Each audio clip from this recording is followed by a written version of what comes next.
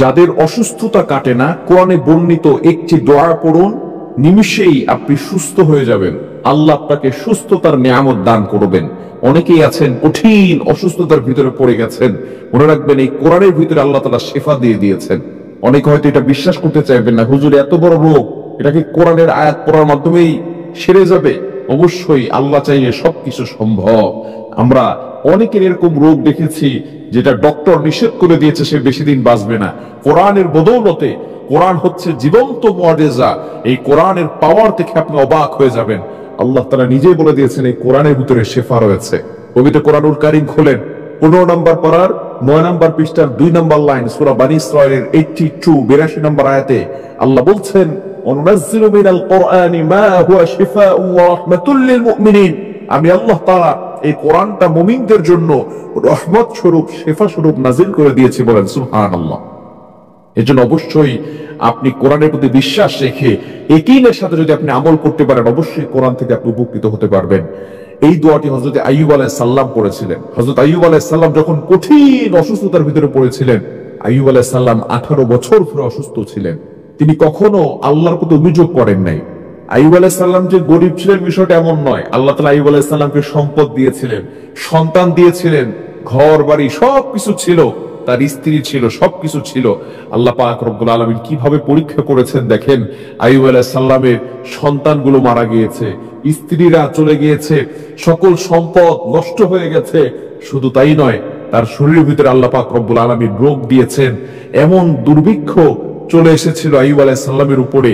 আইয়ুব আলাইহিস সালাম অসুস্থ হয়ে গিয়েছিলেন, তার গায়ে পোকা উঠে গিয়েছিল, তার আশেপাশের লোকেরা সবাই চলে গিয়েছিল, তাকে জঙ্গলে ফেলে দিয়ে আসা হয়েছিল।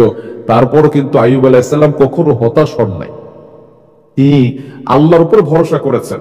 তিনি বলেছেন যে আল্লাহ তাআলা এতদিন আমাকে নিয়ামত দিয়ে ভরপুর করে রেখেছেন, এখন কিছুদিন অসুস্থ হয়ে যাওয়ার পরে আমি আল্লাহর প্রতি বিশ্বাস হারিয়ে ফেলবো, আল্লাহর প্রতি আমি ভরসা উঠিয়ে ফেলবো?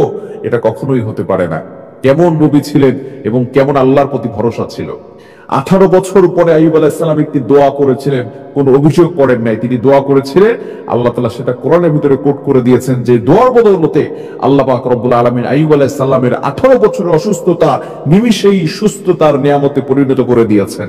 পবিত্র কোরআনুল কারীম খুলেন, আল্লাহ পাক রব্বুল আলামিন নিজেই বলে দিয়েছেন 17 নম্বর পারার 8 নম্বর পৃষ্ঠার 3 নম্বর লাইন, সূরা আম্বিয়া এর 83 নম্বর আয়াতে, সূরা আম্বিয়ার 83 নম্বর আয়াতে আল্লাহ পাক রব্বুল আলামিন জানিয়ে দিয়েছেন, রব্বি আন্নী মাসসানিয়াদ দুররু ওয়া আনতা আরহামুর রাহিমিন। এই চমৎকার দোয়া, রব্বি আন্নী মাসসানিয়াদ দুররু ওয়া আনতা আরহামুর রাহিমিন। আল্লাহ, আমি তো অসুস্থতার ভিতরে পড়ে গেছি, কিন্তু আপনি তো রহমান, আপনি তো রহিম। কি দোয়া দেখেন, কি দোয়া করেছেন আইয়ুব আলাইহিস সালাম। তিনি বলেছেন, আল্লাহ আমার তো কোনো রোগের কথা তিনি উল্লেখ করেন নাই। তিনি বলেন না আল্লাহ আমার রোগ ভালো করে দাও, আমাকে সুস্থতার নিয়ামত দান করো, কিছুই বলেন না। শুধু বলেছেন আল্লাহ আপনি তো রহমান, আপনি তো রহিম, আমি তো একটু বিপদে পড়ে গেছি। আল্লাহ পাক রব্বুল আলামিন এই দোয়াটাকে এত পছন্দ করেছেন, সাথে সাথে এই 18 বছর অসুস্থতা সবকিছু আল্লাহ পাক রব্বুল আলামিন নিমিষে সুস্থতার নিয়ামতে পরিণত করে দিয়েছেন। শুধু তাই নয়, আইয়ুব আলাইহিস সালামের সন্তান আবার ফিরিয়ে দিয়েছেন, আবারও সম্পদ দিয়েছেন।